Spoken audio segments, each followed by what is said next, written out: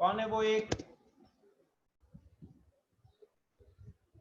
Okay चलिए, एक student है, आई थिंक वो हमारे कोऑर्डिनेटर होंगे। सो यहीं पे पोल को खत्म करते हैं।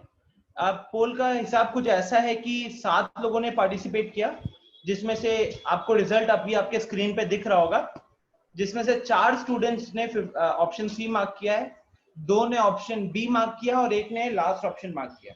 तो let's look into the solution guys. अच्छा, ये हो गया क्वेश्चन नंबर 1 के लिए। सिंपल सी चीज है। क्वेश्चन नंबर 1 में आप लोगों को ये चैप्टर नंबर 6 में पढ़ा हुआ है कि एक एक्सटीरियर एंगल का जो सम होता है वो 2 इंटीरियर अपोजिट एंगल्स के बराबर होता है। इंटीरियर अपोजिट एंगल्स के बराबर होता है, तो इसीलिए आंसर इज ऑप्शन सी। अब जिसने ऑप्शन सी मार्क नहीं किया वो चैप्टर 6 पे अभी फंसा हुआ है, which should not happen. Next, दोबारा पोल करते हैं। अब आपको मार्क करना है क्वेश्चन नंबर 2 के लिए। क्वेश्चन नंबर 2 के लिए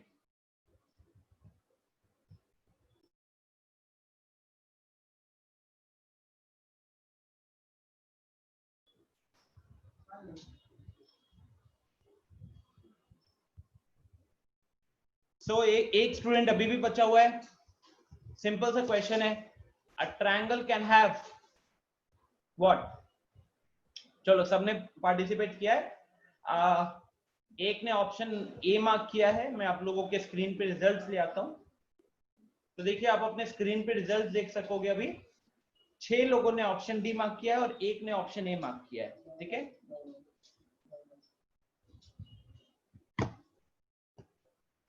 अब एक बार देख लेते हैं फटाफट। हाँ, क्विकली एक सिंपल सा इसका डिस्कशन कर लेते हैं।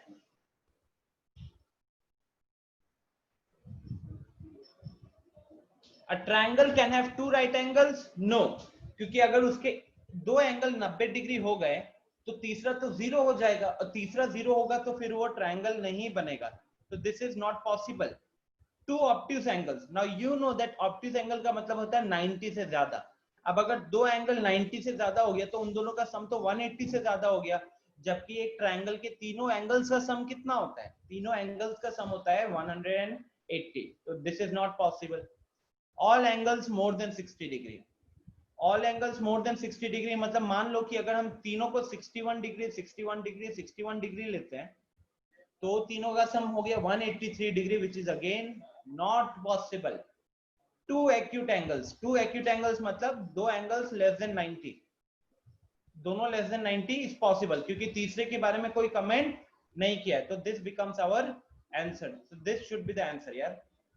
ठीक है, this should be the answer. Maximum लोगों ने जो मार्क किया था वो ऑप्शन डी मार्क किया था, which is correct. Very good. जहां पे दिक्कत होगा अनम्यूट करके इंस्टेंटली बताओगे। ठीक है, नेक्स्ट क्वेश्चन के लिए पोल।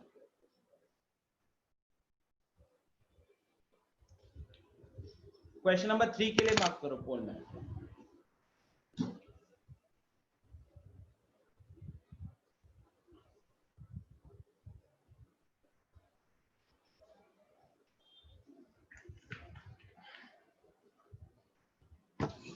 ओके ग्रेट, 15 सेकंड के अंदर सबने मार्क कर दिया।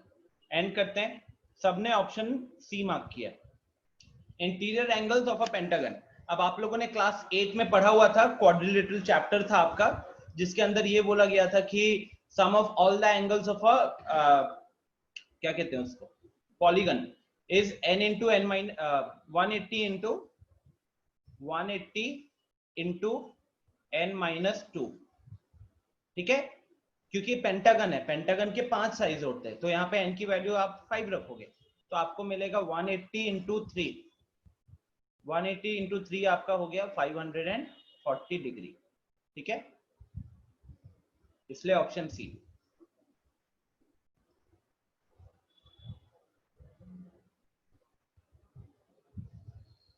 नेक्स्ट क्वेश्चन नंबर 4 मार्क करो पोल में।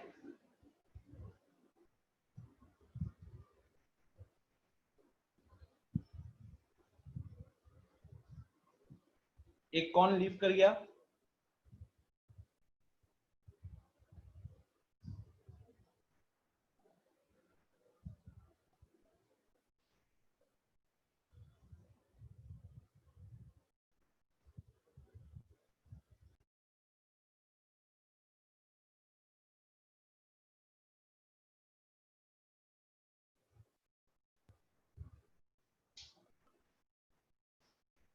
अभी भी एक स्टूडेंट है जिसने मार्क नहीं किया है. Okay done. सो नाउ 6 लोगों ने पार्टिसिपेट किया है. देखिएगा आपके पोल के रिजल्ट्स आपके सामने आ रहे हैं.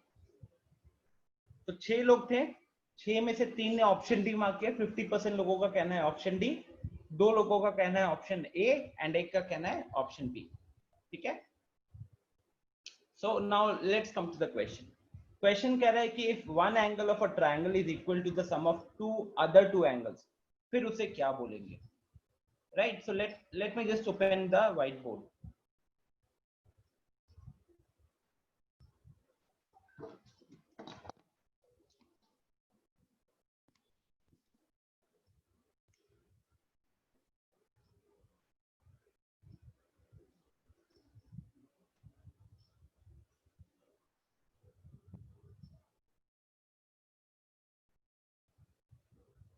ओके. तो ये आप स्क्रीन पे अभी देख सकोगे. हाँ. तो इस क्वेश्चन के अकॉर्डिंग क्या था कि हमारे पास एक ट्रायंगल है. ठीक. और उस ट्रायंगल का ये मान लो ट्रायंगल है एबीसी. ट्रायंगल है एबीसी.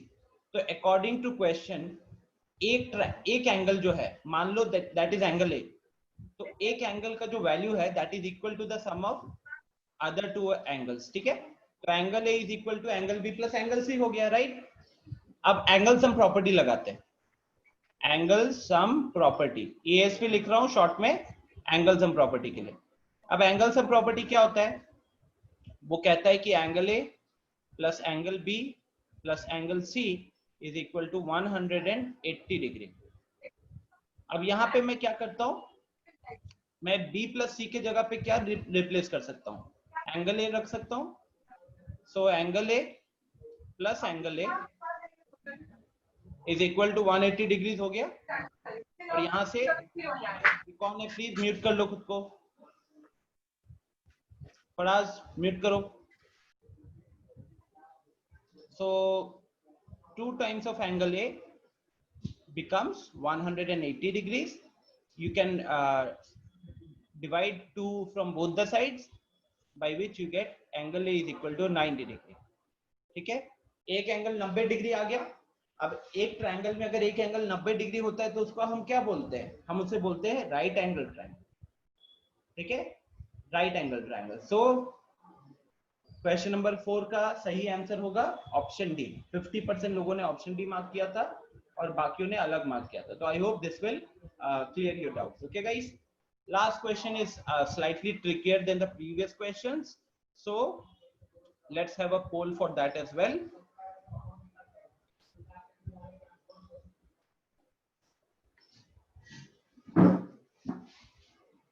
Okay, so mark कीजिए क्वेश्चन नंबर 5 के लिए क्या लगता है आपको, क्या सही है.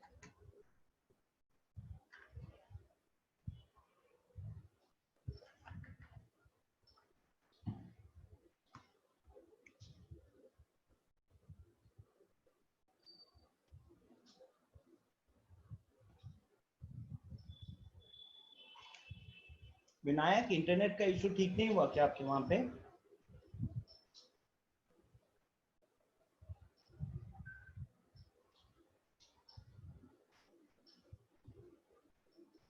अभी तक सिर्फ 3 लोगों ने पोल में पार्टिसिपेट किया है.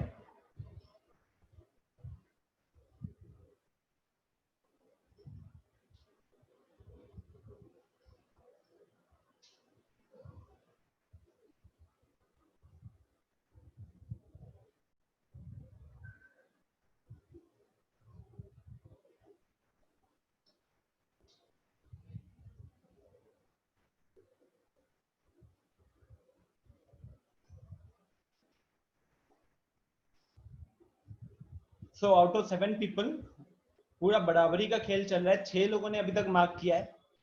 6 में से 2 ने एक ऑप्शन मार्क किया है, 2 ने दूसरा ऑप्शन मार्क किया, 2 ने तीसरा ऑप्शन मार्क किया. So it's completely even right now. 7वां स्टूडेंट जो है वो कहाँ मार्क करता है, उससे पूरा वेटेज वहां चला जाएगा. कौन है जिसने अभी तक मार्क नहीं किया है, करो जल्दी. डन. सो देखिएगा, हाँ इसके रिजल्ट देखिएगा. It's very entertaining. देखो आपकी स्क्रीन पे रिजल्ट आ रहा होगा. आउट ऑफ 7 स्टूडेंट्स 3 स्टूडेंट ने ऑप्शन सी मार्क किया है, 2 ने ऑप्शन बी मार्क किया है और 2 ने ऑप्शन डी मार्क किया है। तो it's very much even. Majority लोगों का कहना है वैसे फिलहाल 43% is a majority here which says option C should be the answer. ठीक है, चलिए फिर इसको भी सॉल्व करते हैं। क्वेश्चन एक बार पढ़ लेते हैं। क्वेश्चन कह रहा है कि एक ट्रायंगल था एबीसी जिसमें कि bisectors of angle ABC and angle BC है, मतलब एंगल बी और एंगल सी के बाइसेक्टर्स जो है वो मीट कर रहे हैं ओ पे, तो हमको एंगल बीओसी निकालना है। Okay, so let's come to our whiteboard. Now let's say we have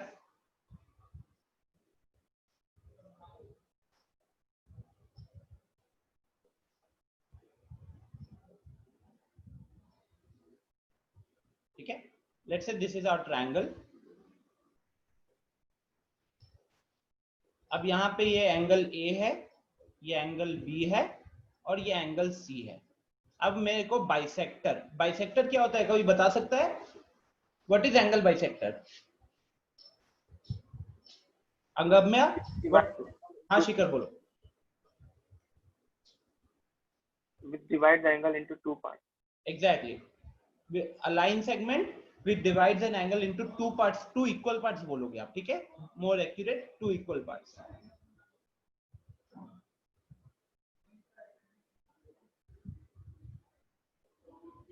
ठीक है, ये देखो इस तरीके से कुछ होगा। अब इसके कारण क्या होगा कि ये वाला वैल्यू एंड ये वाला वैल्यू सेम होगा। सिमिलरली यहाँ पे ये वाला वैल्यू एंड ये वाला वैल्यू सेम होगा, और ये मान लेते हैं एंगल ओ है। ठीक है, ये एंगल ओ है हमारा। नाउ लिसन, अब आपको फाइंड आउट करना है angle BOC. We need to find angle BOC. लेकिन जो ऑप्शंस था, सारे ऑप्शंस में एंगल ए था कि नहीं? तो कहीं ना कहीं मुझे एंगल बीओसी किसके टर्म्स में निकालना है गाइस? मुझे निकालना है ये एंगल ए के टर्म्स में, राइट? तो उसके लिए हम क्या करेंगे? ऑब्वियस ही बात है, कहीं ना कहीं एंगल सब प्रॉपर्टी लगेगा। ठीक है, या फिर मैं अगर ये लूं ट्रायंगल बीओसी लेता हूं। सबसे पहले ट्रायंगल बीओसी में मैं एएसपी लगा रहा हूं, एंगल सम प्रॉपर्टी। तो उस केस में हम देख सकते हैं कि एंगल बीओसी, अच्छा देखो मेरे को ये बताओ, एंगल ओबीसी को क्या मैं हाफ एंगल भी लिख सकता हूं? Angle OBC, look in the figure, angle OBC को मैं हाफ एंगल भी लिख सकता हूं क्या? यस सर, लिख सकते हैं। सो इस ट्रायंगल में ये तो हमारा एंगल बी हो गया, ये वाला सॉरी ये तो हमारा एंगल बीओसी हो गया। This I can write as half of angle B and this I can write as half of angle सी।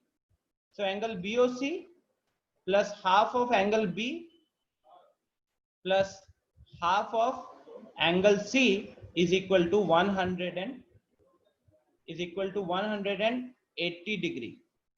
ठीक है, सिमिलरली ये एक हो गया, इसको मार्क कर, यहां से हम फिलहाल ये कर सकते हैं कि angle BOC is equal to 180, बाकी को दूसरे साइड भेज रहे हैं, minus half of angle B plus angle C. I can do this right? दोनों को राइट साइड भेज दिया, माइनस कॉमन ले लिया, तो ब्रैकेट में आ जाएगा angle B plus angle C. Now let's look into triangle ABC. Triangle ABC में अगर हम एएसपी लगाते हैं, अगर हम यहां पे एंगल सम प्रॉपर्टी लगाते हैं, तो angle A plus angle B plus angle C plus angle C, ये हो जाएगा 180 डिग्री, जिसमें से एंगल ए का वैल्यू है 180 डिग्री। या फिर एक काम कर सकते हैं, जैसे ही मैंने ये लिखा angle A plus angle B plus angle C is equal to 180, जैसे ही लिखा आपके दिमाग में एक हिंट आनी चाहिए या फिर एक क्लिक करना चाहिए कि यार यहाँ पे angle B plus angle C दिखा और यहां इस साइड भी हमारे पास angle B plus angle C दिख रहा है, राइट? आयुष फिर से रिपीट करना है, ठीक है। देखो आयुष एक बार वापस से क्वेश्चन पढ़ लेते हैं। So let's look at question number 5. Question number 5 says that in triangle ABC, the bisectors of angle ABC and angle BCA intersect at O. So you need to find out the measure of angle BOC. तो एक triangle के दो angle जो है वो अंदर ही bisect करे O पे, और वो बाइसेक्ट जहां पे किए फिर वो एंगल BOC का हमको वैल्यू बताना है। चारों ऑप्शंस देखोगे तो ऑप्शन देख के आपको पता चल जाएगा कि हर ऑप्शन में एंगल ए आ रहा है और 90 डिग्री भी आ रहा है, ठीक।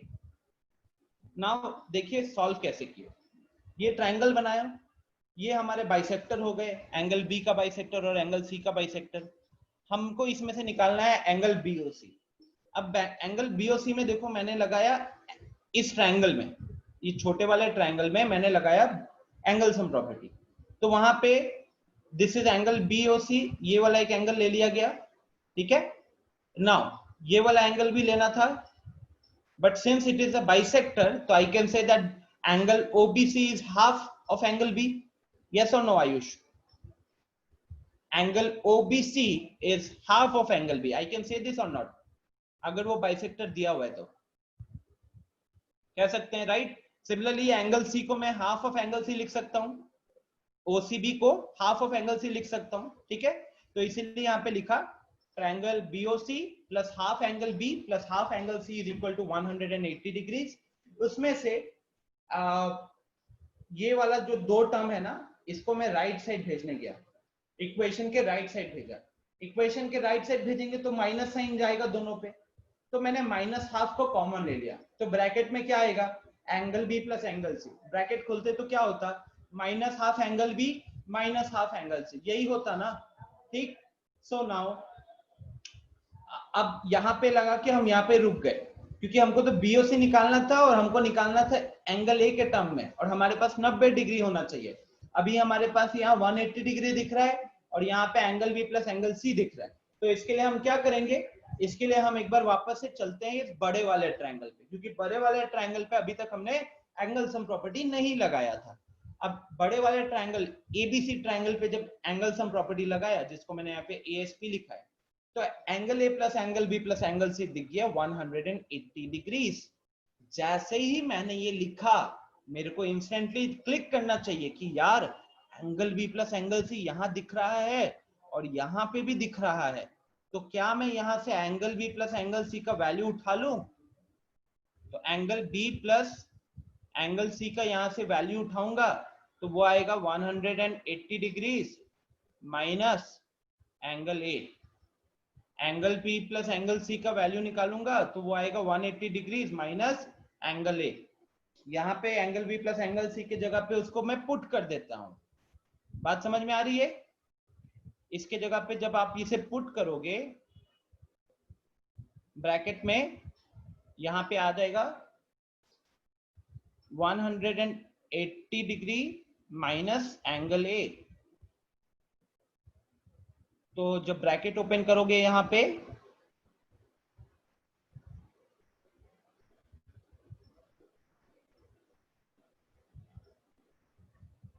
ठीक है, 180 माइनस 90 हो गया हमारा 90 degree, and finally this becomes 90 plus angle A by 2, ठीक है। सो बोलो ये समझ में आया आप सबको।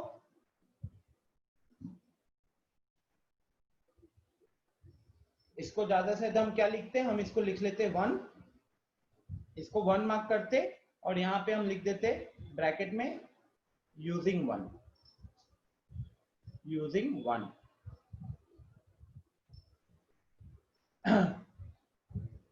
ठीक है, हल्का फुल्का रिवाइज हो गया होगा पहले के कॉन्सेप्ट, छोटा सा क्विज हो गया, राइट।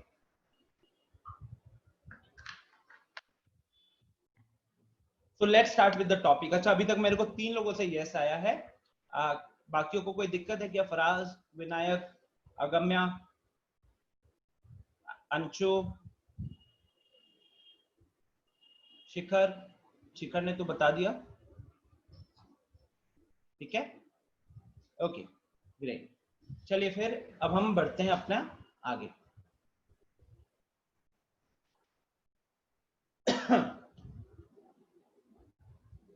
अच्छा, अभी मैंने आप लोगों से रिक्वेस्ट किया था कि you will try to read and try to solve exercise 7.1।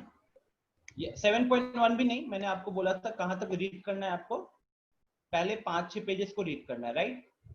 तो क्या आप में से किसी ने भी कॉन्ग्रुएंसी वर्ड को तो बहुत बार देखा होगा, आप में से बहुत लोगों ने ये कॉन्ग्रुएंट वर्ड सुना होगा पढ़ने के टाइम पे, अगर आपने स्टार्टिंग के कुछ पेजेस पढ़े हैं तो। क्या इनमें से आप में से कोई कह सकते हो कॉन्ग्रुएंसी का मतलब क्या होता है? अनम्यूट करके बताओ। यस अनुष्का, अनम्यूट करके बताइए। Sir, congruent means the exact copy of the given figure exact copy of the given figure, very or good. duplicate. Duplicate, thank you. Anyone else? और कोई कुछ ऐड करना चाहेगा?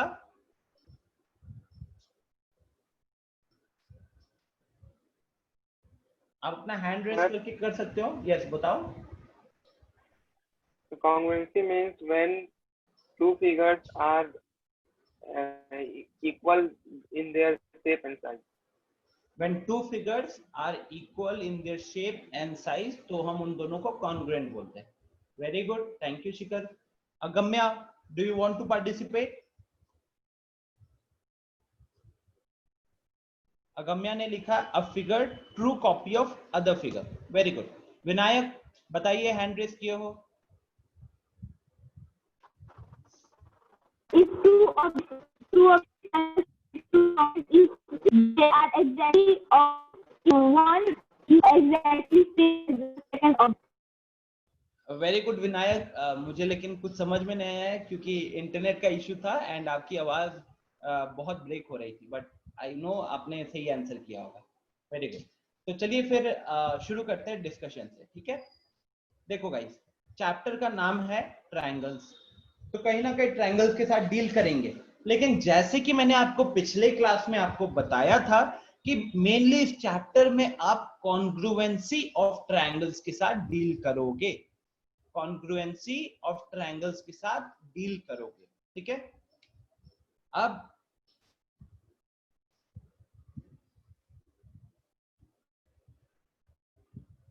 What is congruency?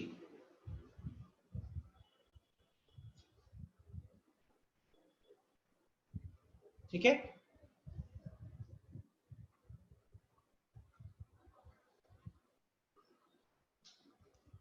तो congruency जैसे कि अनुष्का ने बोला, अगम्या ने बोला, शिखर ने बोला, विनायक ने बोला, if two figures have same shape and size, if two figures have same shape and size, then they are called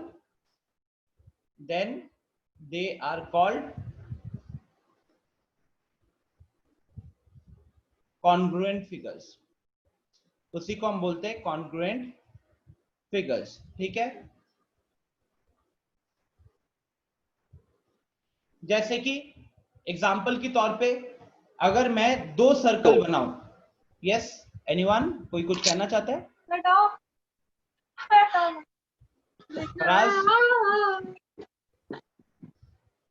Faraz, this is not good.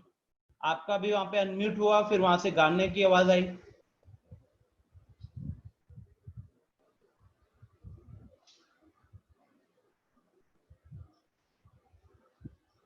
So okay, now let's take an example. Agamya ने chat में एक example भी दे दिया है। अगम्या ने example दिया है a circle, or not a circle,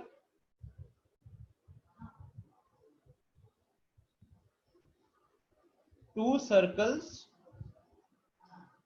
of equal radius, two circle of equal radius। Guys tell me, अगर आप दो सर्कल बनाते हो, दोनों का रेडियस सेम है, मान लो दोनों का रेडियस 5 सेंटीमीटर है, तो क्या वो दोनों कॉन्ग्रुएंट होंगे? यस और no? Tell me in the chat box. Yes sir. होंगे कॉन्ग्रुएंट, राइट? बिकॉज उनका शेप भी सेम होगा, साइज भी सेम होगा। ओके, ठीक है, विनायक ने लिखा हुआ है 3 squares of side 4.5 centimetre.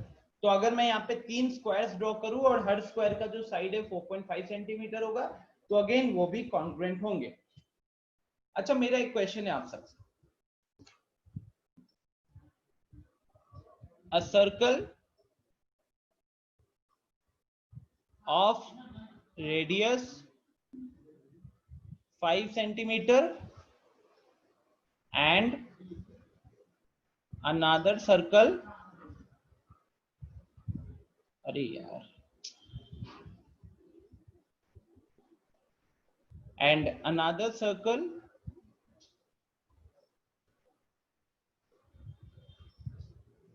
of radius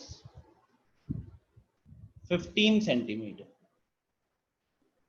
बताओ क्या ये दोनों कॉन्ग्रुएंट होंगे? यस अगम्या, हैंड रेज किया, बताओ।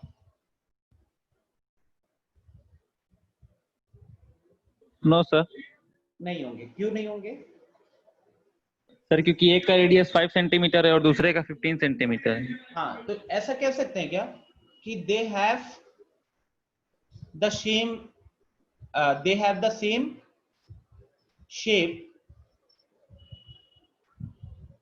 दोनों का शेप जो होगा वो सेम होगा, दोनों मतलब प्रॉपर एक कर्व रहेंगे, but sizes are not equal, sizes are not equal.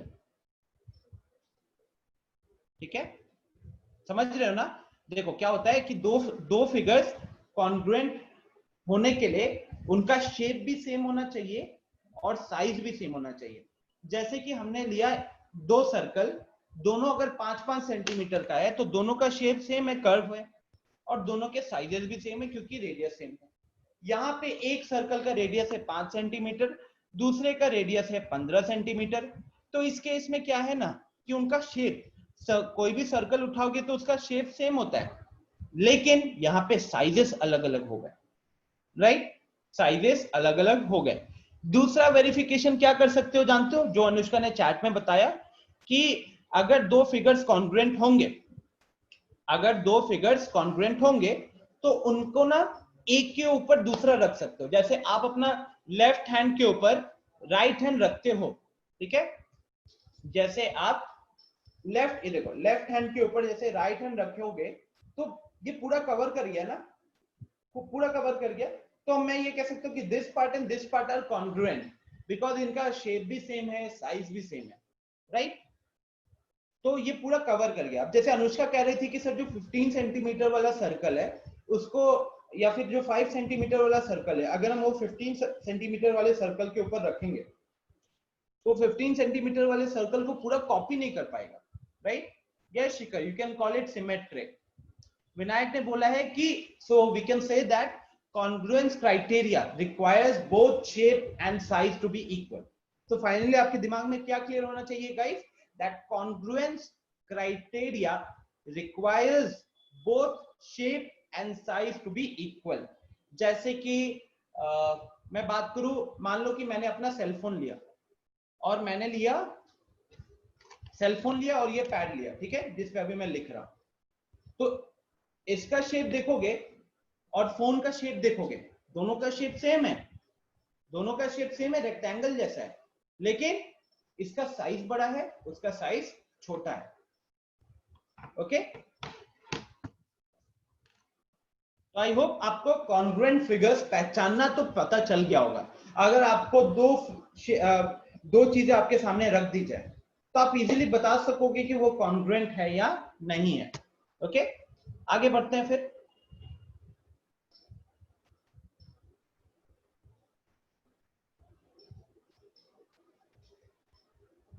अरे इसको क्या हो गया?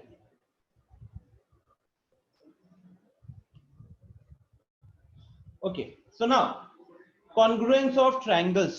अच्छा, तो finally if you have your NCERT book in front of you, if you have your NCERT book in front of you, please mark this Yes, line. sir. This is very important. Congruent means equal in all respects or figures whose shapes and sizes are both the same. ठीक है, तो अगर आपको 1 mark के लिए आता है तो आप ये इजीली लिखोगे और आपको पूरे मार्क्स मिल जाएंगे।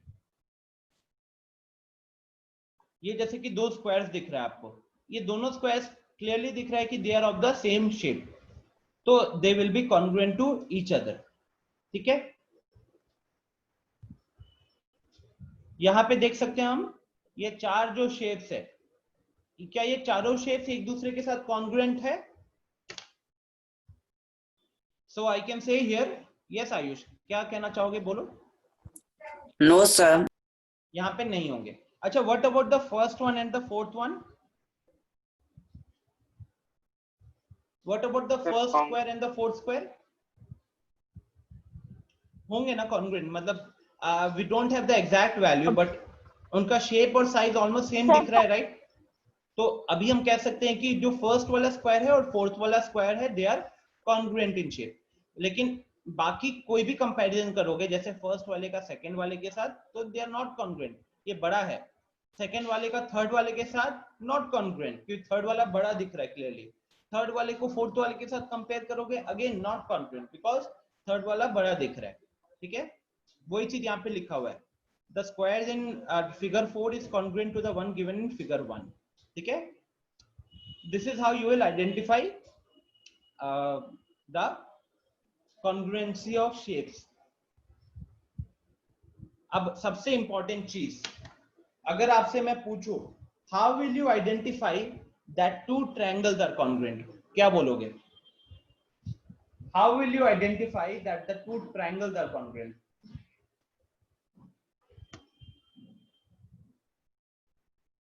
बताओ, anyone?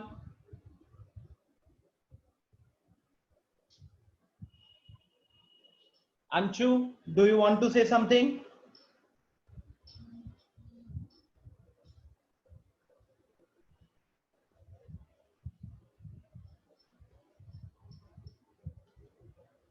अंशु?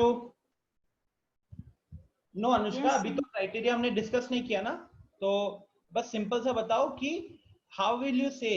देखो आपके स्क्रीन के आगे लिखा हुआ है, you already know that the two triangles are congruent if the sides and angle of one triangle are equal to the corresponding sides and angles of another triangle। ठीक है, मतलब कि एक ट्रायंगल के सारे एंगल्स और सारे sides should be equal to the corresponding sides and angles of another triangle। Let's look into one example।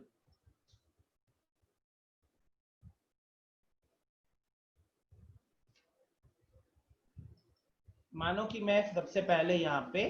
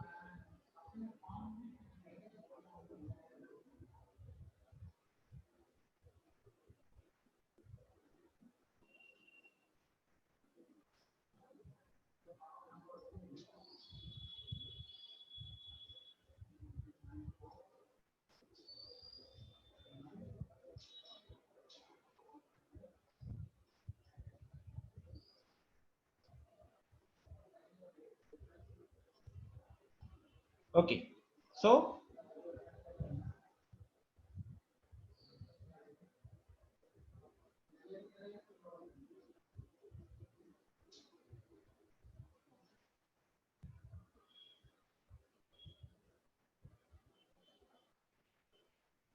Now tell me in the chat box, आप में से कितने लोगों को लगता है कि ये कॉन्ग्रुएंट है? Tell me in the chat box, आप में से कितने लोगों को लगता है कि ये कॉन्ग्रुएंट है?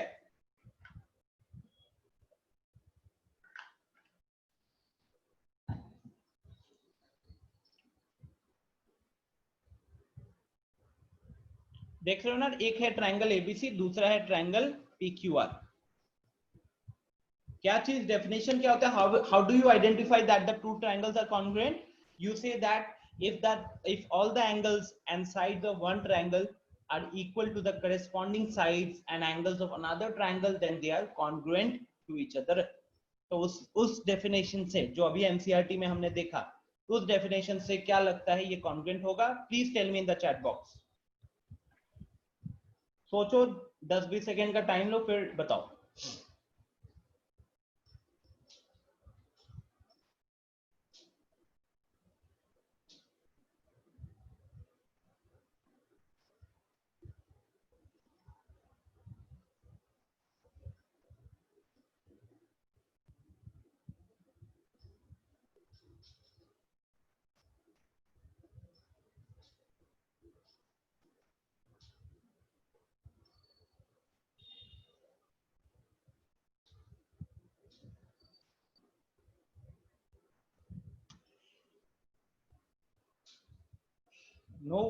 No one till now. What happened? Did I ask you a very difficult question or what? Okay, so I have the answer. अच्छा, शो नहीं हो रहा था मेरे को, पता नहीं क्यों।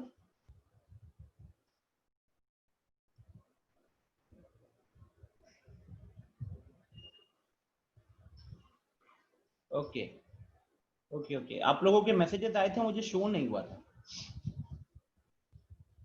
So, कुछ लोगों का कहना है कॉन्ग्रुएंट, कुछ लोगों का स्टिल कहना है नॉट कॉन्ग्रुएंट। ठीक है, चलो देखते हैं डेफिनेशन क्या था गाइस। एक बार वापस से मैं आप लोगों को डेफिनेशन दिखाना चाहता हूं। ये लास्ट वाली लाइन, इसे नोट करके भी रखो, वन मार्क के लिए इजीली पूछा जा सकता है। Two triangles are congruent if the sides and angles of one triangle are equal to the corresponding sides and angles of another triangle. तो साइड्स भी बराबर होने चाहिए और एंगल्स भी बराबर होने चाहिए। ठीक है, अब जब ये बात होती है ना करेस्पॉन्डिंग साइड्स की या फिर करेस्पॉन्डिंग ट्रायंगल्स की, तो आपको समझना पड़ेगा कि एक्चुअली में पूछते क्या है। अब जैसे अगर मैं साइड्स को कंपेयर करूं गाइस, तो यहाँ पे एक साइड है 4 सेंटीमीटर, यहाँ पे है 5 सेंटीमीटर और यहाँ पे है 6 सेंटीमीटर।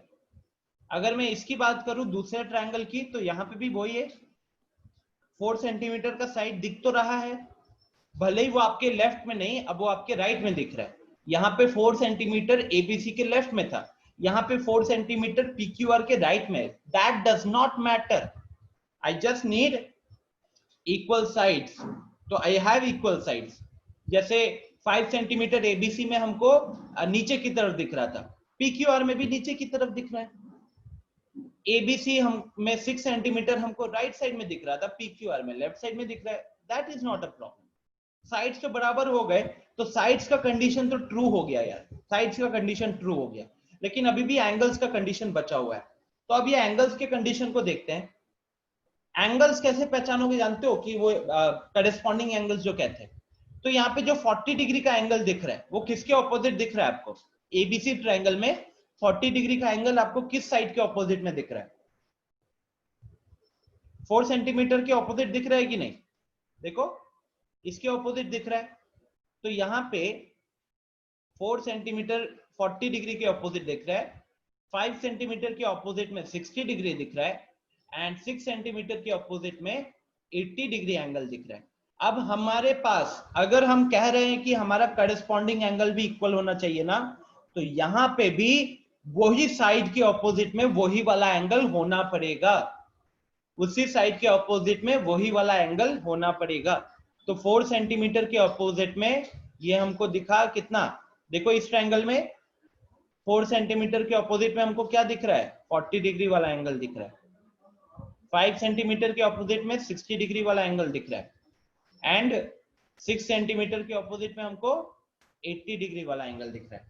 तो अब हम कह सकते हैं कि साइड्स भी इक्वल है एंड corresponding angles भी इक्वल है। ठीक है, तो this is how you identify that they are congruent to each other, they are congruent to each other। okay, चलो एक और एग्जांपल लेता हूं मैं, बिकॉज सबसे पहले तो आपको ट्रायंगल्स का ये पहचानना जरूरी है।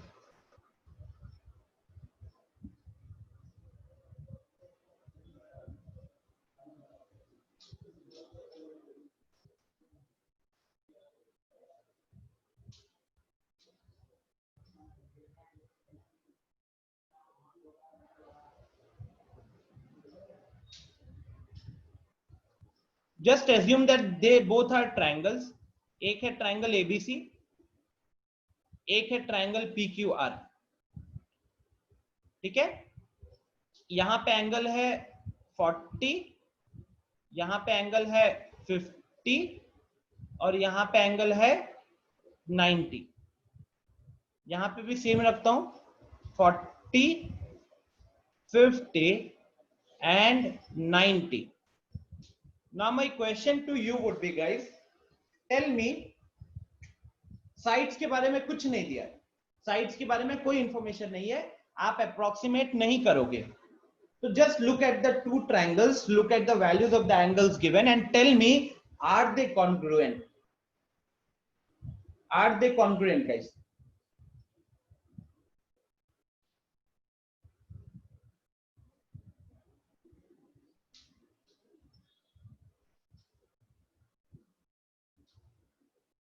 So विनायक का कहना है नो, अगम्य का कहना है यस, फरहाज एंड शिखर का भी कहना है यस, अनुष्का का कहना है यस, अंशु,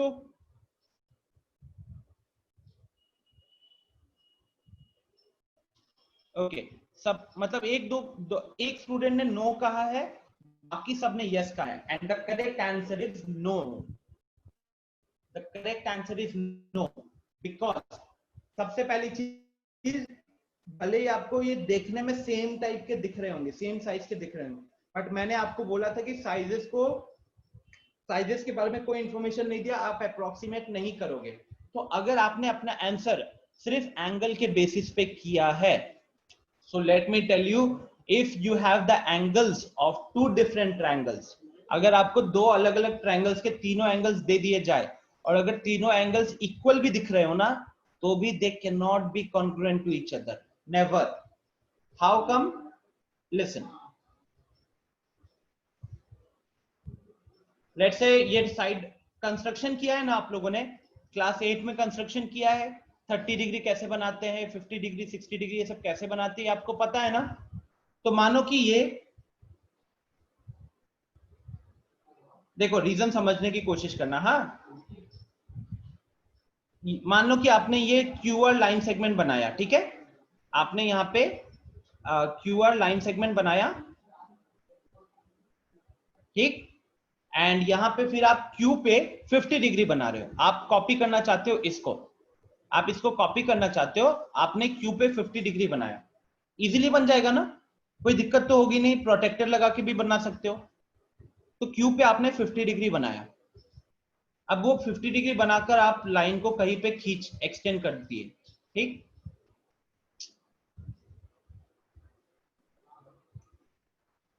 उसके बाद आपने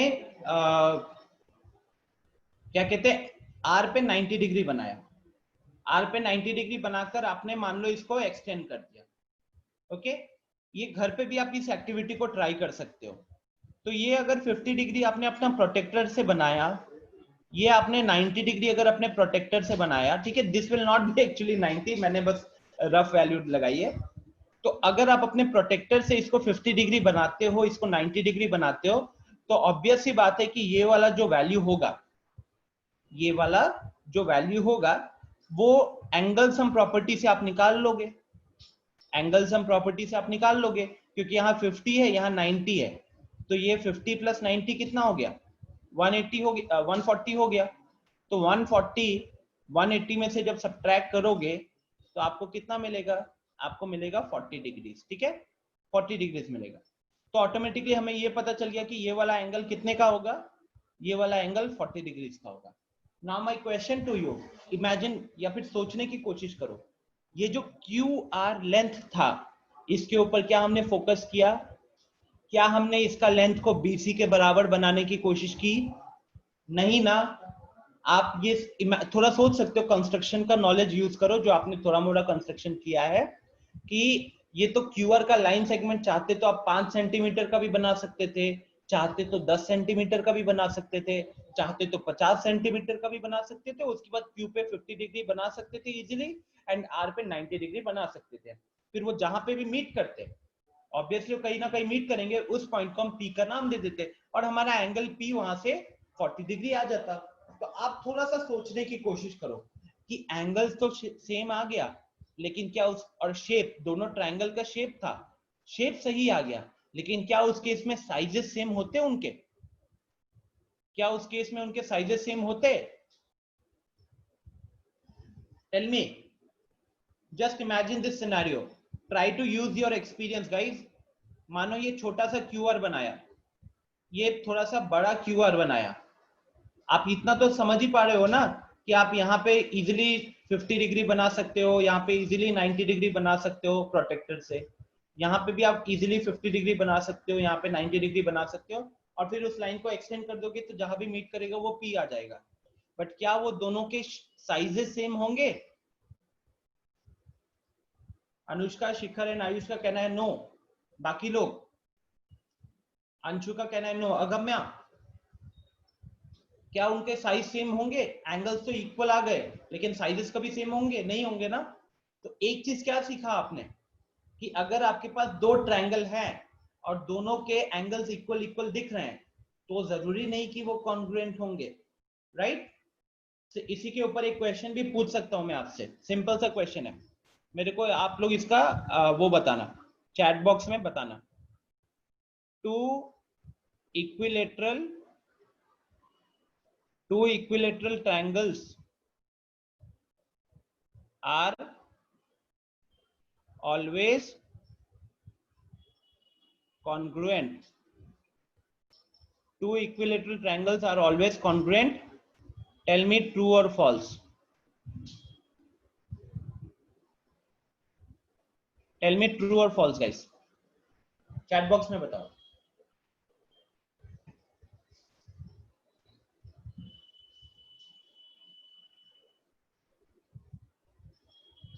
So now अभी तक शिखर, अगम्या, आयुष एंड अनुष्का का रिस्पॉन्स आया है, जिसमें शिखर, अगम्या एंड आयुष का कहना है फॉल्स, अनुष्का का कहना है ट्रू। बाकी लोग पार्टिसिपेट करो यार। आयुष का कहना है फॉल्स, परास का कहना है फॉल्स, अंशु का कहना है फॉल्स। कौन बचा? विनायक बचा क्या?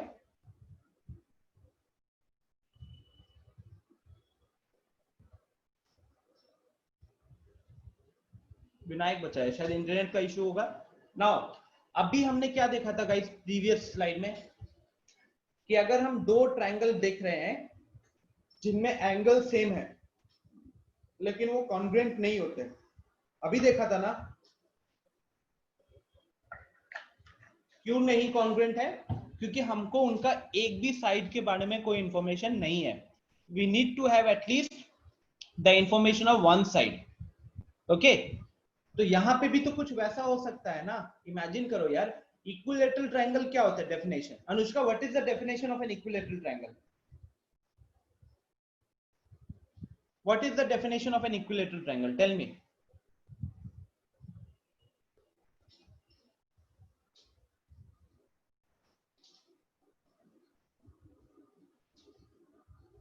In equilateral triangle, sides and angles both are equal, right?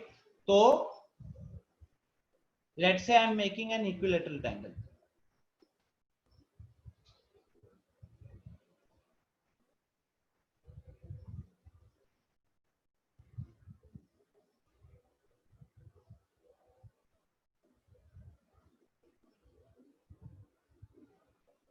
Now just imagine this is ABC, where this is 60 degree, this is 60 degree,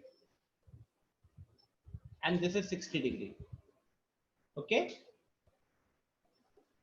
AB is 5 centimeter long, BC is 5 centimeter long, and AC is 5 centimeter long. बन गया equilateral triangle, क्योंकि इसके तीनों sides equal है, तीनों angles भी equal है। Now let's take PQR।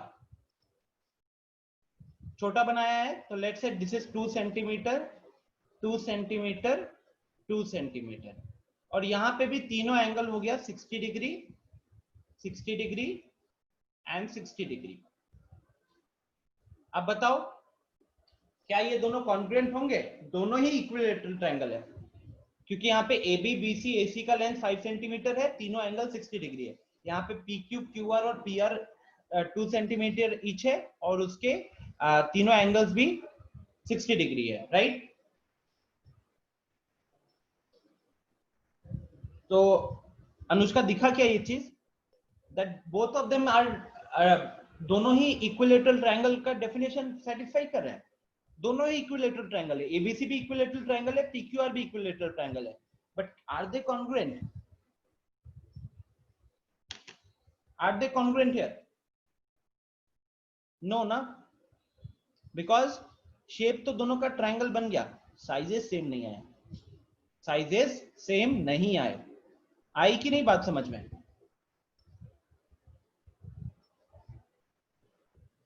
Anushka कोई doubt?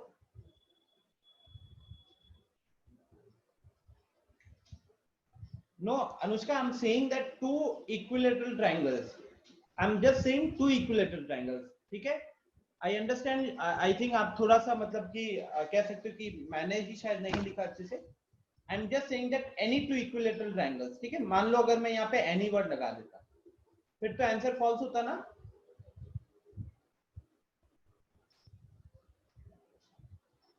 Yes or no? Any two equilateral triangles लगाता तो फॉल्स होता, right? And जब तक आपको Anushka two equilateral triangles of same side नहीं बोलेगा, you will have to consider all possibilities of equilateral triangles. You will have to consider all possibilities of equilateral triangles. Have I mentioned two equilateral triangles of same side? I have not mentioned that, right? So you will have to consider all the possibilities. ठीक है guys?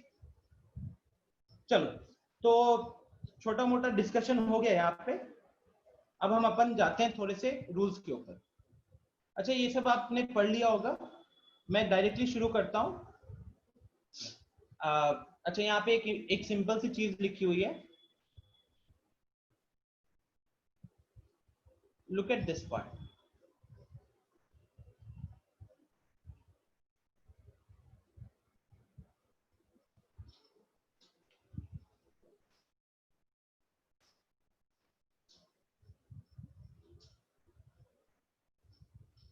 अच्छा, इस part को mark कर लो अच्छे से, and this is extremely important. हाँ, यहां से लेके यहां तक मार्क कर लो, extremely important.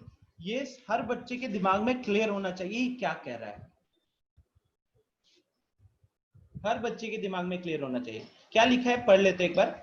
If triangle PQR is congruent to triangle ABC, we write triangle PQR लिखा, ट्रायंगल ABC लिखा, दिख रहा है ना, बीच में सिंबल दिख रहा है आपको, इक्वल टू का साइन है और उसके ऊपर एक थोड़ा सा कर्व बनाया हुआ है, तो that is the representation of congruency. अगर हम शो करना चाहते हैं कि दो ट्रायंगल कॉन्ग्रुएंट है, तो हम दोनों ट्रायंगल का नाम लिखते हैं और बीच में ये सिंबल बनाते हैं, तो this is the symbol for congruency.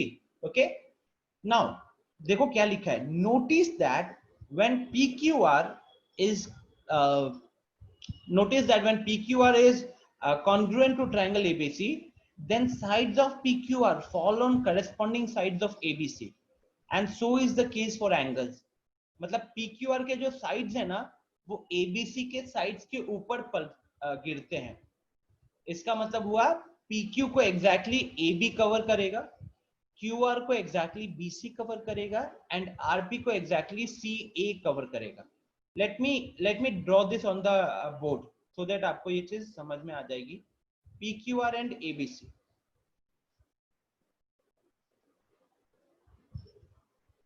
ठीक है, आवाज कम आ रही है, I'll make sure कि अभी कम ना आए। Okay, so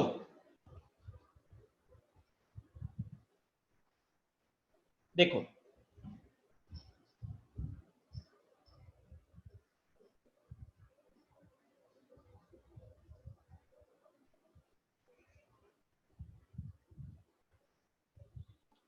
so if I am saying that triangle PQR is congruent to triangle ABC, अगर मैं ऐसा लिख रहा हूं ना, इसका मतलब 1 to 1 का करेस्पॉन्डेंस होता है। 1 to 1 का करेस्पॉन्डेंस का मतलब क्या है, कि देखो जैसे अनुष्का ने बोला था कि एक को हम अगर दो फिगर्स कॉन्ग्रुएंट है ना, तो आप एक को उठा के अगर दूसरे के ऊपर रखोगे तो दूसरे को एग्जैक्टली कवर करेगा, दूसरे को एग्जैक्टली कवर करेगा। तो यहाँ पे PQR और ABC अगर एक दूसरे के साथ कॉन्ग्रुएंट है तो PQR ट्रायंगल ABC को एग्जैक्टली कवर करेगा, ठीक है। अब जब एग्जैक्टली कवर करेगा तो ऑब्वियस सी बात है पहले जो वर्टेक्स है उसके ऊपर कोई दूसरा वर्टेक्स आएगा। तो जब हम इस तरीके का रिप्रेजेंटेशन करते हैं ना, तो हमने ट्रायंगल में P को पहले लिखा है इधर और हमने यहाँ पे A को पहले लिखा है। तो इसका मतलब है P का जो करेस्पॉन्डेंस होगा ना वो A के साथ होगा, P का करेस्पॉन्डेंस A के साथ होगा। सिमिलरली Q को हमने सेकेंड लिखा है, वहां पे B को सेकेंड लिखा है, तो Q का करेस्पॉन्डेंस B के साथ होगा, B का करेस्पॉन्डेंस Q के साथ होगा। एंड लास्टली R का करेस्पॉन्डेंस C के साथ होगा एंड C का करेस्पॉन्डेंस R के साथ होगा। इसका मतलब क्या है, इसको देख लेते हैं। यहाँ पे मान लो कि पहले हमने ट्रायंगल ABC रखा हुआ था, यहाँ पे हमने पहले ABC ट्रायंगल रखा हुआ था, आपने इसके कॉन्ग्रुएंट में बनाया PQR और PQR को अब आप इसके ऊपर रखना चाहते हो। तो जब आप इसको प्लेस करोगे ना, तो A के ऊपर अगर P आ जाता है, फिर B के ऊपर अगर Q आ जाता है एंड C के ऊपर अगर R आ जाता है, देन ओनली वी से कि अगर ऐसा सिनेरियो है, then only we say that triangle PQR is congruent to triangle ABC। A के ऊपर क्या आ गया P, B के ऊपर आ गया हमारा Q, C के ऊपर आ गया R। तो यहीं से हम ये भी कह सकते हैं, कुछ कुछ चीजें हम यहाँ पे डिफाइन कर सकते हैं कि AB is equal to PQ, क्योंकि AB के जगह पे PQ आ गया। सिमिलरली BC के जगह पे QR आ गया एंड AC के जगह पे PR आ गया। ओके, ये तीन चीजें हम कह सकते हैं साइड्स के बारे में। फिर एंगल के बारे में क्या कह सकते हो कि now I can easily say that angle A is equal to angle P, angle B is equal to angle Q and angle C is equal to angle R. Is this clear guys? Is this clear? Congruency का exact मतलब feel आया कि नहीं, कि एक triangle के ऊपर दूसरा ट्रायंगल आएगा तो ऑब्वियसली है कि पहले जो इनिशियल वर्टेक्स था उसके ऊपर नए ट्रायंगल के वर्टिसेस आ जाएंगे, जिसके कारण आपको ये पता चलेगा कि P के करेस्पॉन्डेंस में A आया, Q के करेस्पॉन्डेंस में B आया एंड R के करेस्पॉन्डेंस में C आया। Is this clear? ठीक है, नेक्स्ट अब देखो हल्का फुल्का चेंजेस करता हूं मैं। क्या चेंजेस करता हूं?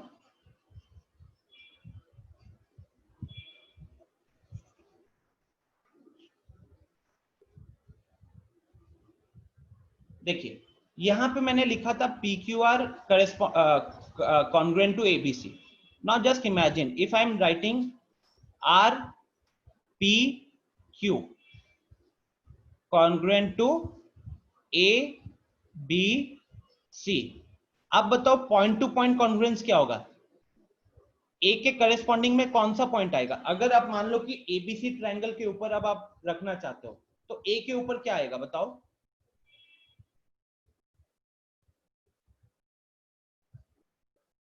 A के ऊपर क्या आएगा? सबको ही बताओ। अगम्यान शिखर ने बता दिया। इस रिप्रेजेंटेशन, खाली ये रिप्रेजेंटेशन है मेरे सामने, तो मुझे क्या पता चलना चाहिए? A के जगह पे क्या आएगा? अगम्या, शिखर, अनुष्का, फराज ने बता दिया है। अंशु, विनायक, राइट। तो सिंपल सी चीज अपन को क्या देखनी होती है कि A को पहले लिखा हुआ है और यहाँ पे R को पहले लिखा हुआ है, तो A के करेस्पॉन्डिंग में आ जाएगा R, ठीक है। फिर B को यहाँ पे सेकंड में लिखा हुआ है, P को यहाँ पे सेकंड में लिखा हुआ है, तो B के करेस्पॉन्डिंग में आ जाएगा हमारा P, ठीक है। एंड लास्टली Q को थर्ड में लिखा हुआ है, C को थर्ड में लिखा हुआ है, तो C के करेस्पॉन्डिंग में आ जाएगा Q, and accordingly AB is equal to RP, BC is equal to PQ and so on. Okay guys, so let's go back to now. ठीक है, तो यही चीज यहाँ पे लिखा हुआ है। ओके, यही पार्ट को यहाँ पे अच्छे से मेंशन किया हुआ है। ये 1-to-1 correspondence between the vertices आपके दिमाग में एकदम क्लियर होना चाहिए. ओके, अब आते हैं criteria for congruence of triangles. आप लोगों ने थोड़ा मोड़ा क्लास 8 में पढ़ा हुआ है कि दो ट्रायंगल्स कॉन्ग्रुएंट होने के अलग अलग क्राइटेरिया हैं. Angle side angle, side angle side, angle side and side side side, right? क्या वो सारे कंडीशंस आपके दिमाग में क्लियर है? कोई पार्ट चाहते हो रिपीट करवाना? Tell me in the chat box. Anushka, Ayush, what is, चलो मान लेते हैं what is side side side, what is SSS, या फिर यहाँ पे कौन सा आ रहा है सबसे पहले? हाँ चलो इसको इसी से डील करते हैं. SAS congruence rule. What is SAS congruence rule? क्या आप सबको पता है कि मुझे इसको बताना पड़ेगा? Please let me know. So if two sides and one angle of two triangles are equal, they are to be congruent to SA congruence rule. Thank you Vinayak, but again मुझे कुछ कुछ वर्ड सुनाई दिए, कुछ कुछ सुनाई नहीं दिए. Anyone else? Two sides and the included angle of one triangle are equal to the two sides and the included angle of the another triangle. Okay great. तो इसको एक बार थोड़ा सा समझ लेते हैं. Thank you Anushka. कहना क्या चाहता है, ठीक है? बिकॉज जहां तक मैं आप लोगों को बताऊं तो वंस जो 4 रूल्स है, अगर वो 4 रूल्स आपके दिमाग में क्लियर हो जाते हैं ना, तो फिर क्वेश्चन में बस आपको फिगर आउट करना होता है कि according to the given condition, जो कंडीशन क्वेश्चन ने दिया है उस कंडीशन के हिसाब से हमें कौन सा रूल लगाना चाहिए. एंगल साइड लगाना चाहिए, या आरएचएस लगाना चाहिए, या एसएसएस लगाना चाहिए. ये डिसीजन हम तभी कर पाएंगे जब हमारे माइंड में वो सारे रूल्स एकदम क्लियर होंगे, राइट?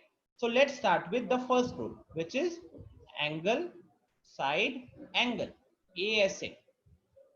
अब sorry, this was SAS ना? So SAS ये क्या कहता है कि एक ट्रायंगल का दो साइड एंड एंगल, एक ट्रायंगल के दो sides and angle should be equal to the corresponding sides and angle of another triangle. देखो यहाँ पे अगर शॉर्ट में देखें तो यहाँ पे 2S लिखा है ना, वो दो साइड्स के बारे में बात कर रहा है, और ये जो A लिखा हुआ है वो वन एंगल का बात कर रहा है. तो ये इनडायरेक्टली ये कह रहा है कि अगर आप दो ट्रायंगल्स को कॉन्ग्रुएंट चाहते हो तो एसएएस वाला जो रूल है, ये रूल कहता है कि दोनों ट्रायंगल का दो साइड्स एंड एक एंगल इक्वल होना चाहिए. दो sides and A corresponding angle. Again corresponding word पे बहुत फोकस रहता है. So two sides and one angle of a triangle are equal to corresponding two sides and angle of another triangle, then they are said to be congruent to each other using SAS rule. चलिए इसको समझते हैं कि simple सा example लेकर.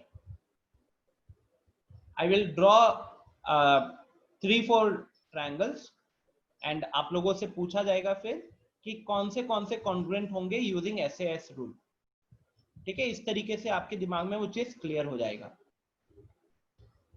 Don't look at the shape, look at the informations which I will be writing on the board now.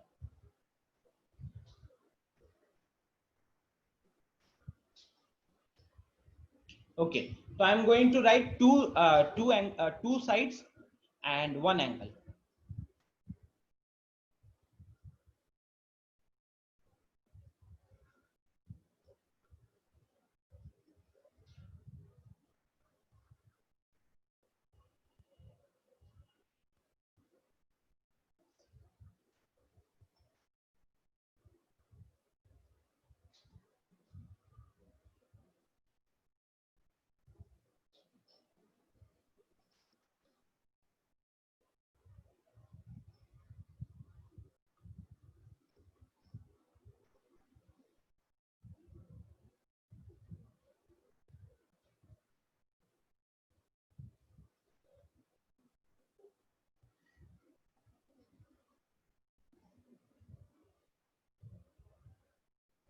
अच्छा guys, एक गलती हो गई.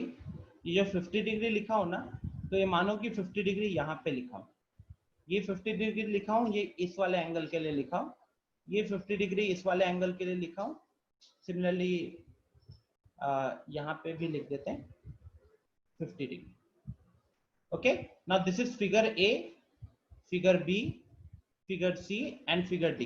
Tell me in the chat box, आपको क्या लगता है कौन से दो कॉन्ग्रुएंट होंगे यूजिंग SAS रूल?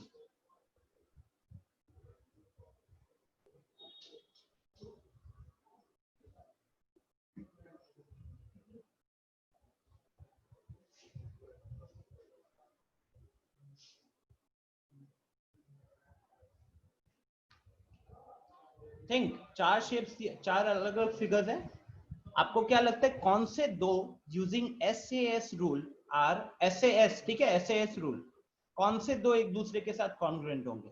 शिखर का कहना है CD, अंशु एंड फराज का कहना है AC, अगम्या का कहना है no one, Ayush proper answer नहीं आया आपके एंड से, अनुष्का का कहना है AC।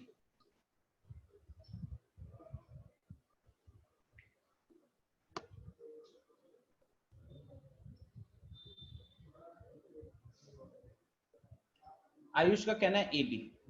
Faraz and Vinayak chat box में बताओ, ए लिखने से नहीं होगा विनायक, कौन से दो एक दूसरे के साथ कॉन्ग्रुएंट आपको दिख रहे हैं? AB कह रहे हो, ओके। तो मैक्सिमम लोगों का आंसर है AC, आयुष एंड विनायक का कहना है AB एंड शिखर का कहना है CD, और हाथ का अभी तक रिस्पॉन्स आया नहीं है। अब आयुष कह रहा है ABC। चलो सर बता दिए है चैट में। फरहाद बता दिए हो क्या? Sir A and C। अच्छा, आपने बहुत पहले बता दिया था। Okay okay great. चलो देखो यहाँ पे साइड एंगल, साइड जैसे क्या बोला, two sides and corresponding angle. अब अगर मैं सबसे पहले देखूं किसको रिजेक्ट कर सकता हूं, तो बी को इजीली रिजेक्ट कर सकता हूं। क्यों रिजेक्ट कर सकता हूं? क्योंकि यहाँ पे 6 सेंटीमीटर का साइड है, कहीं भी 6 सेंटीमीटर का साइड नहीं दिख रहा है, पहला। नेक्स्ट,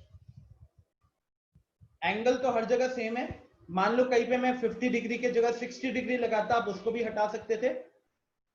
सो नाउ चलो मान लो कि मैं पहला फिगर को देखता हूं। पहला फिगर में दो साइड है 4 centimetre and 5 centimetre, 4 centimetre and 5 centimetre, okay.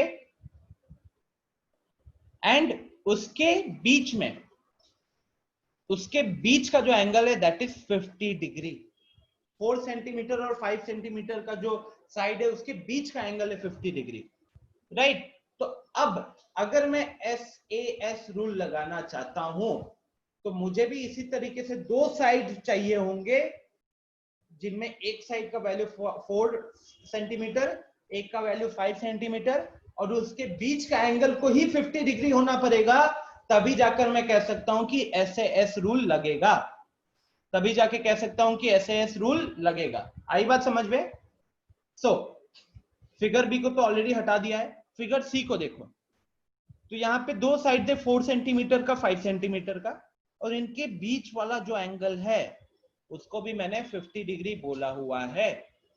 तो एक्चुअली अगर देखोगे तो this is congruent to figure A using the SAS congruence rule, because two sides are equal and corresponding angle भी इक्वल है, करस्पॉन्डिंग एंगल भी equal है, okay. D में क्या है, 4 सेंटीमीटर 5 सेंटीमीटर तो है, लेकिन 50 degree, the angle 50 degree is not between 4 centimetre and 5 centimetre वाला side, 50 degrees opposite to the 5 centimetre वाला साइड, ठीक है। तो दैट इज वाई यहां पे हम बोलेंगे कि A and C will be congruent to each other using SAS rule. Logic समझ में आया फराज? आपने तो आंसर भी कर दिया था, बट आई होप आप सबको लॉजिक समझ में आ गया होगा कि कैसे हमने यहाँ पे SAS रूल को सिंपली लगाया है, ओके। अच्छा चलो थोड़ा सा मैं इसमें ना चेंजेस करता हूं।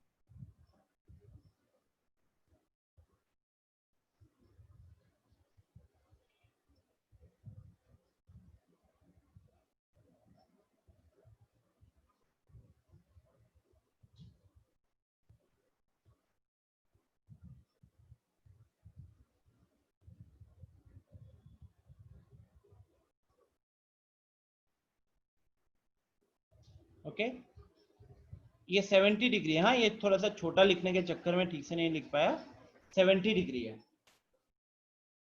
तो चलो अब बताओ ABCD में से कौन से कॉन्ग्रुएंट दिख रहे हैं एक दूसरे के, कौन से कॉन्ग्रुएंट दिख रहे हैं?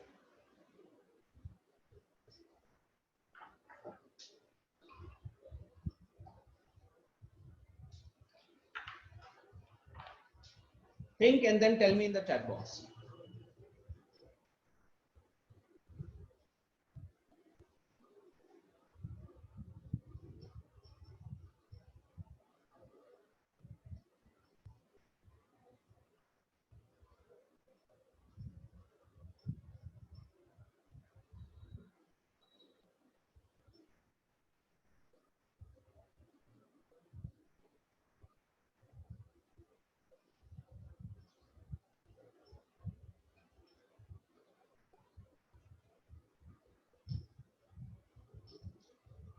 आयुष का पहला आंसर है नो वन। फराज का कहना है बी एंड डी। दो लोगों का रिस्पॉन्स आया है अभी तक।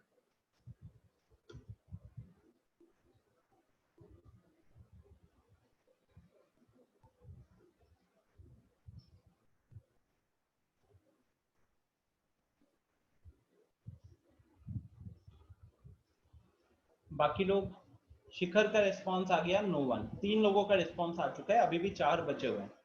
अंशु का आ गया बी एंड डी।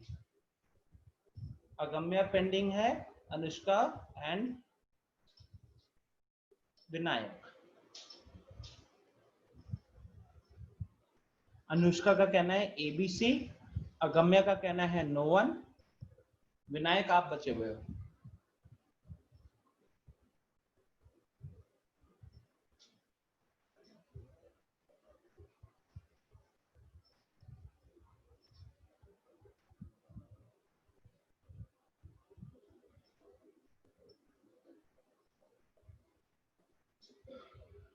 तो अभी तक ये सिनेरियो चल रहा है। ABC एक स्टूडेंट ने बोला है, BND 2 ने बोला है और नन 3 ने बोला है। चलो विनायक का थोड़ा इंटरनेट का इश्यू हो सकता है। Okay, now let's come back to this question. I want to solve using SAS rule. तो हर ट्रायंगल में एक 4 सेंटीमीटर का साइड दिख रहा है और एक 5 सेंटीमीटर का साइड दिख रहा है, राइट? तो दो साइड्स तो सेटिस्फाइड है, दो साइड्स तो इजीली सेटिस्फाइड है। तो अपन को बस चेक क्या करना है? अपन को चेक करना है सिर्फ इंक्लूडेड एंगल या करेस्पॉन्डिंग एंगल फिलहाल, ठीक है? तो 4 सेंटीमीटर एंड 5 सेंटीमीटर के बीच में कितना है? यहाँ पे 50 डिग्री है। 4 सेंटीमीटर एंड 5 सेंटीमीटर के बीच में 50 डिग्री है, ठीक? यहाँ पे देखो 4 सेंटीमीटर एंड 5 सेंटीमीटर के बीच में 50 डिग्री है, राइट? तो ऐसे ही A और B तो मेरे को कॉन्ग्रुएंट दिख गए, क्योंकि 4 सेंटीमीटर का साइड 5 सेंटीमीटर का साइड दोनों जगह पे प्रेजेंट है और 50 दोनों का इंक्लूडेड एंगल है। यहाँ पे 4 सेंटीमीटर और 5 सेंटीमीटर के बीच वाला एंगल है, यहाँ पे भी 4 सेंटीमीटर और 5 सेंटीमीटर के बीच वाला एंगल है, ठीक है? तो ये तो A और B मेरे को दिख गए कॉन्ग्रुएंट। अब आते हैं C पे। C कह रहा है कि 4 सेंटीमीटर और 5 सेंटीमीटर के साइड के बीच में हमने 50 डिग्री लगाया हुआ है, तो ये C भी कॉन्ग्रुएंट हो गया, एग्जैक्ट वही है। अब आप लोग कहां पे लटके जानते हो? एक 70 डिग्री को देखा, यहाँ पे 40 डिग्री को देखा, which is not relevant or not important. If you are trying to answer this question using SAS rule, then this is not important at all, because जो रूल कहता है वो इंक्लूडेड एंगल पे बात होती है। अब आते हैं फोर्थ वाले फिगर में। तो फोर्थ वाला फिगर, अनुष्का, फोर्थ वाले फिगर में क्या था कि हमारे पास 4 सेंटीमीटर वाले साइज और 5 सेंटीमीटर वाले साइज का बीच वाला एंगल हमको नहीं पता, लेकिन हम एंगल सम प्रॉपर्टी से वो भी निकाल सकते हैं। कैसे निकालेंगे? ये 70 डिग्री है, ये 50 डिग्री है, तो ये हो गया 120 डिग्री। तो उस हिसाब से ये कितना निकल कर आ जाएगा, ये निकल कर आ जाएगा 180 minus 120 which becomes 60 डिग्री। ठीक है, सो यहाँ पे क्या था डी वाले में कि 4 सेंटीमीटर का साइड और 5 सेंटीमीटर के साइड के बीच में जो एंगल था वो 60 डिग्री था, इसीलिए वो बाकियों के साथ सेम नहीं था। तो my final answer for this question would be that ABC are congruent to each other. All the three shapes are congruent to each other. So I hope ये आपको एक अच्छा डाउट हटाया होगा अपने माइंड से। The only student who answered this question correctly was Anushka. Very good. Now let's go back to the NCERT file. देख रहे हो कहां पे बात कहां पे फंसी? Two triangles are congruent if two sides and the included angle मतलब क्या जानते हो? दोनों साइड्स के बीच वाला एंगल, दोनों साइड्स के जो दोनों साइड्स इक्वल थे ना, उन दोनों के ही बीच वाला एंगल चाहिए था। ठीक, और हमारा लास्ट वाले फिगर में क्या हुआ था वो देख लेते हैं। लास्ट वाले फिगर को देखोगे तो 50 डिग्री तो लास्ट वाले में भी था, लेकिन ये 50 डिग्री कहां था? ये था उनके बीच में नहीं था, वो अलग जगह पे था। 4 सेंटीमीटर और 5 सेंटीमीटर के बीच में नहीं था, अलग जगह पे था, इसीलिए ये इंक्लूडेड एंगल में काउंट नहीं किया जाएगा। ठीक है, इसीलिए ये काउंट नहीं किया जाएगा। तो is this clear to everyone? Because only Anushka ने सही आंसर किया था, बाकी सबने गलत किया था। तो क्या ये आप सबको समझ में आया? Please give me a confirmation.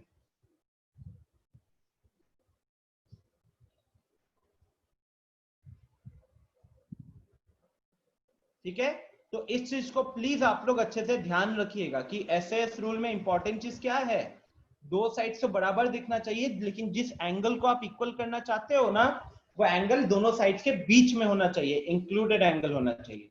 ठीक है, उसी के ऊपर में आपके पास एग्जांपल्स वगैरह यहाँ पे बने हुए हैं।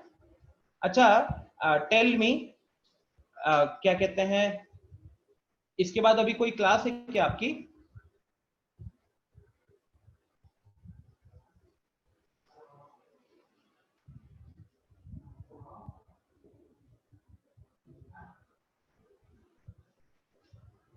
अच्छा, तो can I extend the class by another 10 to 15 minutes? Can I extend the class by another 10 to 15 minutes so that I can discuss all the rules? I want confirmation from everyone. Agamya, Anushka का तो, शिखर का can I know what happened? शिखर,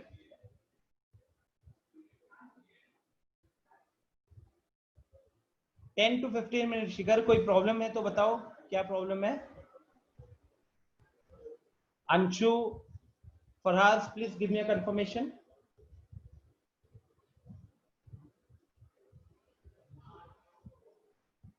अच्छा, इनको थोड़ा सा problem है, ठीक है। Guys, I cannot continue the class because कुछ students they can have some other work as well ना, and already मैंने extend किया हुआ है। The class should get over by 5:15 and it's 5:25, 5:27. तो देखो गाइज, आप लोगों के लिए छोटा सा होमवर्क दे रहा हूं, प्लीज सबको सुनना अच्छे से। एसएएस रूल तो हम कर चुके हैं, एएसए रूल आप खुद पढ़ लेना। सिर्फ अंतर क्या है, वहां पे two sides and included angle बोला जाता है, यहाँ पे two angles and included side है। ओके, फिर आता है हमारा angle angle side, angle angle side और एंगल एएसए। इसमें अंतर क्या है ये मैं बताऊंगा, फिलहाल ये वर्ड पढ़ लेना। Two pairs of angles and one corresponding side are equal. और इसके बेसिस पे आप कोशिश करना एक्सरसाइज 7.1 को सॉल्व करने के लिए। एक्सरसाइज 7.1 के अंदर 8 क्वेश्चंस है, कोशिश करना इन 8 के 8 क्वेश्चंस को सॉल्व करने के लिए। ठीक है, so each one of you are requested to complete the remaining correct। वैसे तो आप लोगों ने angle side angle, side angles, side side side, RHS, ये सारा आपने थोड़ा पढ़ रखा है पहले अर्लियर क्लासेस में, बट एक बार अच्छे से इसको पढ़ना और एनसीईआरटी में उस एग्जाम्पल को समझने की कोशिश करना। जैसे अगर आप ध्यान दोगे तो जैसे कि इन्होंने ASA बताया ना, तो ASA का इन्होंने सिंपल से यहाँ पे प्रूफ भी लिखा हुआ है, तो please try to understand the proof. Okay, this will help you in understanding the concept properly. इस प्रूफ को समझने की कोशिश करना और इस रूल्स को याद करते हुए आप एक्सरसाइज 7.1 करोगे. ठीक है, and please Agamya, Anushka and remaining student, before I start the next class do remind me to discuss the remaining rules. अगर मैं भूल भी जाऊं तो आप सब मुझे रिमाइंड करा दीजिएगा कि सर एक बार angle side angle, RHS, side side side एक बार डिस्कस कर देने के लिए, उसके बाद मैं एक्सरसाइज शुरू करूंगा. ठीक है, इज इट ओके? चलो ओके फिर, थैंक यू एवरीवन, मिलते हैं अगली क्लास में. You have doubt, Shikhar, please send me on the WhatsApp. मैं आज शाम तक ही आपको सॉल्व करके भेज दूंगा. ग्रुप पे भेज दो क्वेश्चन, मुझे टैग कर देना. ठीक है,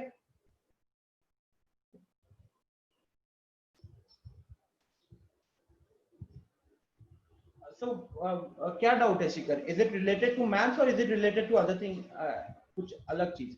बाकी लोग, आप लोग सेशन को लीव कर सकते हो, किसी को कुछ पूछना है तो वो वेट करे, बाकी सब जा सकते हैं. ठीक है Shikhar, if you want to ask something आप अनम्यूट करके पूछ सकते हो.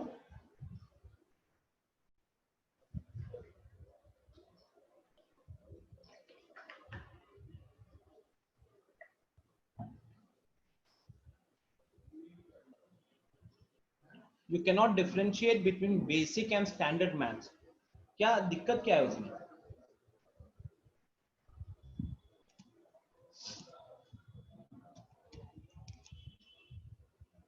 बेसिक मैथ्स के अंदर तो आपका एलजेब्रा हो गया, ये फॉर्मूलाज वगैरह हो गए, वो सब आ जाएंगे. Standard maths will be obviously the level of difficulty in standard maths will be slightly higher.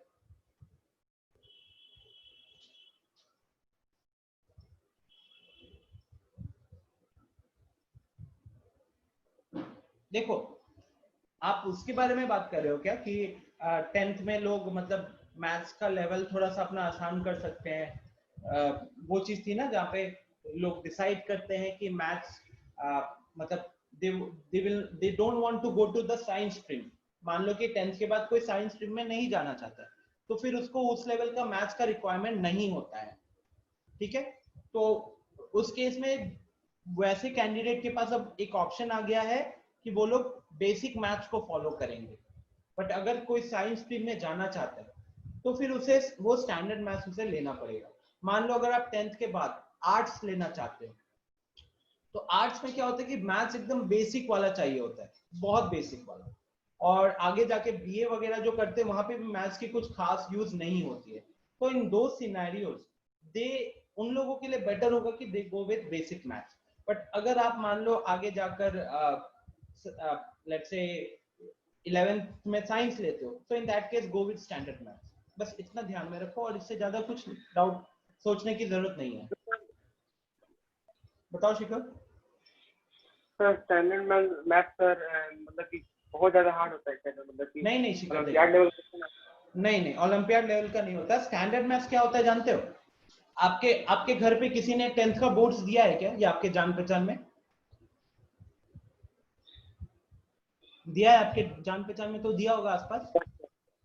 बस उन लोगों ने जिस लेवल का पेपर दिया है ना, वो लेवल का पेपर रहेगा स्टैंडर्ड मैथ्स में. ठीक है, उस लेवल का पेपर रहेगा स्टैंडर्ड मैथ्स में. और जो लोग बेसिक मैथ्स लेंगे ना, उसमें लेवल और गिर जाएगा.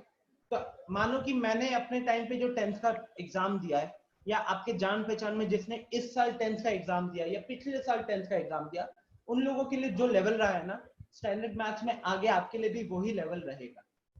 बेसिक मैथ्स में लेवल और गिर जाएगा, बस इतना ही है.